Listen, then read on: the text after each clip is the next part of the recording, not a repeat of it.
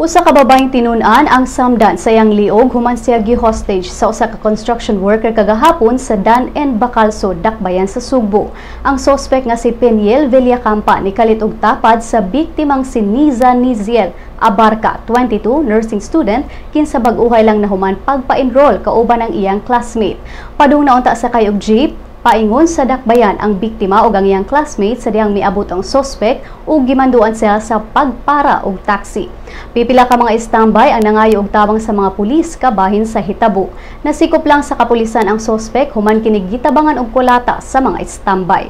Matod ni SPO4 Gelson Solibio sa Punta Princesa Police Station nga klaro kaayo nga naay intensyon ang sospek nga kuhaon ang bag sa tinun-an ug posibleng nagplano kining buhaton sulod sa taxi.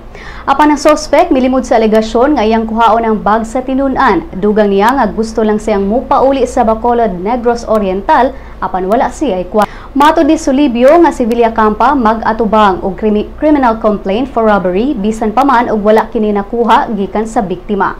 Ang tinun-an nga si Abarca nibutyag nga mopasaka sab siya og laing kaso batok sa sospek.